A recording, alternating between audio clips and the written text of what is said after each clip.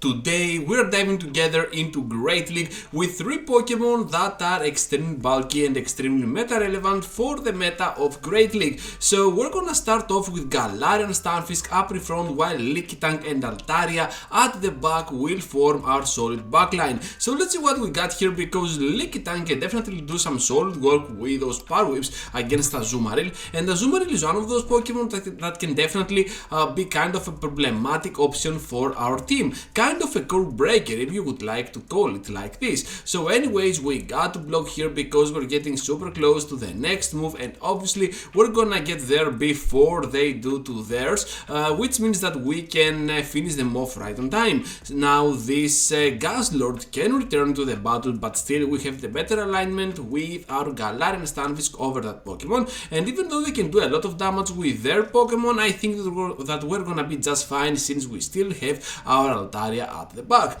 So trying to bait the shield here with our Rock Slide, we can do that effectively. I was thinking that they could block anyways, and then the Earthquake can go ahead and land for big damage on the Tapu Fini, and of course with that amount of HP that they have, perhaps Altaria can go in, start farming down all that crucial energy, and we can still finish off this Guzzlord in one shot. As it seems, this trainer cannot reach to the Moonblast right on time, so we're just gonna reach the Moonblast in return, but this time for the Guzzlord, and as long as Tapu Fini can return to the battle, we can just force the quit for our opponent. Pretty nice start to start of the video, and now on the next one we have the most horrible lead ever against this Swampert. We're met up though with a Cantonian Mach, which is pretty great for our Lickitung, and what I like about this Pokemon is that even against a Medicham you always have a win condition because of how crazily good this Pokemon is on its bulk side, and also you have all those cells invested.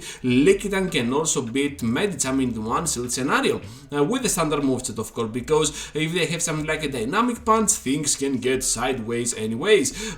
So yeah, we're gonna get here to the power whip to one shot down Swampert, but they know better. They will start using their shields, and to be honest, we can still pressure for the next move. Gonna press here the Body Slam, but they managed to catch on that Frost Slash, which is pretty great for them, but still after the Body Slam they're gonna be put in a position that one Rock Slide will do so much damage that they might actually sacrifice all of their energy as they have it right now.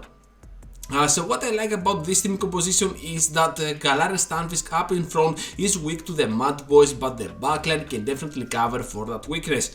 So not only we have the power whips from Lickitung and its amazing bulk, but also we can wall down those Mud Boys with our Altaria, which is pretty great. But this trainer has Sludge Wave, which is super good, and right here we managed to catch on the 1 HP Lickitung at the back, the final Sludge Wave, and we managed to bring them to that lose scenario, because yeah, we got the best move ever, and we just are gonna do the same thing with our Altaria, finishing them off in return. Pretty solid victory if you ask me, and in the next one we're met up with a Victreebel. So with Victreebel, seeing this Pokemon coming up makes me think that at the back they have something like a Bastiodon, which is pretty great for us, and now with Altaria over Medicham we can absolutely destroy them down, because we still have our Stunfisk into play, and of course we can just force that Bastiodon quit the battle eventually. So anyways, expecting the Bastiodon to come into the battle, that's why I'm smashing my switch button, and here it is, trainers. Now they will return to the battle for the final time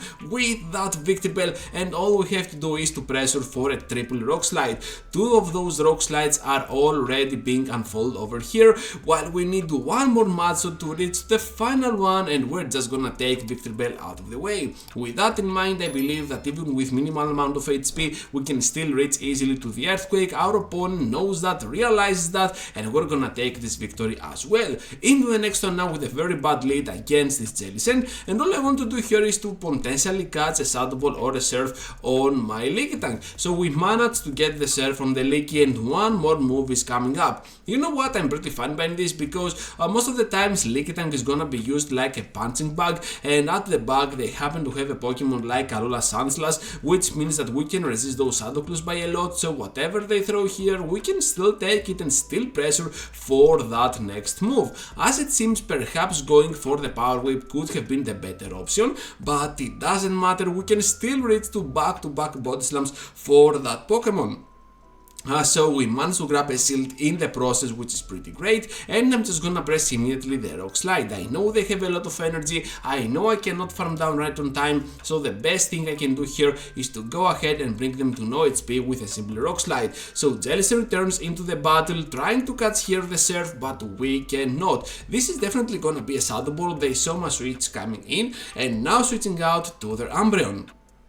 So this Pokemon is gonna be weak to my Moonblast, and I'm just gonna go straight for it. If we land also the debuff, it is gonna be a pretty nice plus, but as it seems this opponent will block my Moonblast anyways, so yeah, pretty good call if you ask me. And of course we're gonna go down to the next foul play. With Altaria out of the way, perhaps we're gonna be in deep trouble, but still our Earthquakes are gonna hurt a lot this Pokemon. I also know that by not blocking those moves will give me a little bit of extra time to overfarm for those extra Rock Slides, and all I need at this point is one Rock Slide to finish off Umbreon with ease. We're getting super close, and now I'm gonna throw my Rock Slide. Crazy catch for my opponent on that final Rock Slide, so all I have to do here is to go ahead and pressure for the knockout with the next one, and now Umbreon returns into the battle, but of course we can outspeed to the final Rock Slide after this long awaited outcome, and the outcome is also gonna be victorious for us. So into the next one now, which is gonna be a Charizard up in front. You know what, I'm just gonna charge up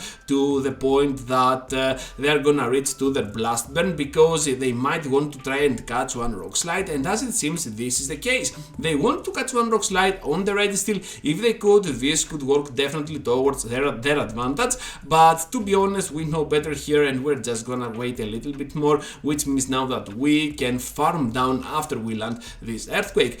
So I'm expecting the Charizard to return. This Pokemon has a lot of energy, but instead they bring a Pokemon like Trevenant. So seeing their switch out to the Charizard is making me feel like I have to follow their switch with my Leaky Tank, because I know that even a Blast Burn can easily be taken, while I can still reach to the Body Slam right on time and do some solid work up against their Pokemon. Look at how low they already are, and they have to sacrifice some more energy in the process, otherwise they're gonna go down to my Body Slam. Expecting the Blast Burn, to be honest, for the next move, that's why I bring my Altaria into play, and knowing that they have a Pokemon like Trevenant at the back, I'm just gonna press my Sky Attack. Because I have very good IVs here, I managed to survive with 1 HP and a Dream the whole Shadow Ball, which is pretty great, and at this point we can grab the shield out of play. Gonna get now to the Rock Slide. Things are looking pretty good for us because we have back-to-back moves, and of course Trevenant has nothing to offer here, so down they go, and we're gonna take another big victory for our team.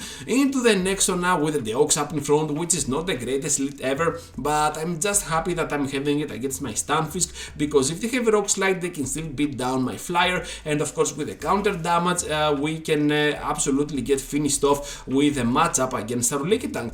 So yeah, pretty nice to have it up against our Stunfisk over here, and because they want to stay in so much, I'm just gonna switch in there into my Leaky Tank later on the battle, because I want to see what they have at the back line. Perhaps if they have something like a Charmer or a Fairy type Pokemon, we might need that Stunfisk for the end game. But as it seems here, they're gonna have a double at the back, which is kinda problematic for my team as well, because this Pokemon is gonna add a lot of coverage for my line. I do not have a clear answer to this one, but still with all around synergy we can definitely play around this Pokemon. So they also managed to survive with 1 HP, which is pretty great for them. Pretty nice IVs they have over there. Now they return to the battle with Diggersby, and I will try to catch on Fire Punch on my Altaria. As it seems they want to go ahead and overfarm a lot, which makes me think that perhaps they're gonna get to the Hyper Beam, but of course this is not gonna be the case at all. Just gonna be a Fire Punch, and right after those Moonblasts have to do a lot of work against this Pokemon. They want to shield the first one, which is a pretty great shield. Now the Deoxys returns into the battle, but by blocking here we can guarantee the farm down with ease. The Ox is out of the way, only Diggersby remains now, and all we have to do is to pressure for the next double Sky Attack. So Sky Attack here is just gonna do a lot of work against their team. I know that since they do not have Hyper Beam, they stand no chance at all.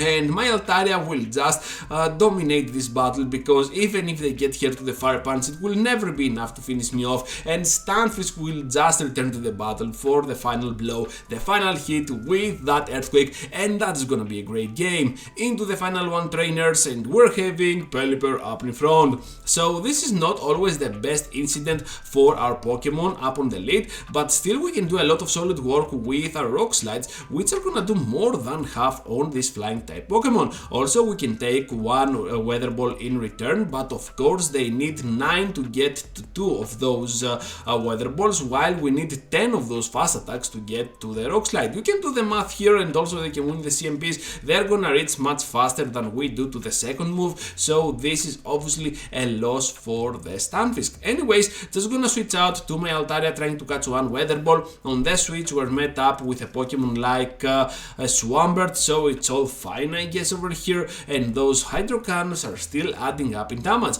So what I want to do here is to finish off this Pokemon, but not as soon as I can. I can farm up a lot of energy so I can have back-to-back Sky Attacks. So with that in mind, I can now manipulate the time towards my advantage, because the time has come for me to switch out, and of course using my last ult here will guarantee the knockout against the Pelipper, because this is gonna be after all a CMP. With Pelipper out of the way, I do not think that they will have a clear answer to my Stunfisk, so here comes now the Cradily at the back. The Grassl will take me out, but still we can have the upper hand anyways with our Altaria, and because I have a feeling that they will throw here, I will try to catch on my Leaky Tank. Of course they're gonna get to the much later move, which is pretty nice play I believe from their end.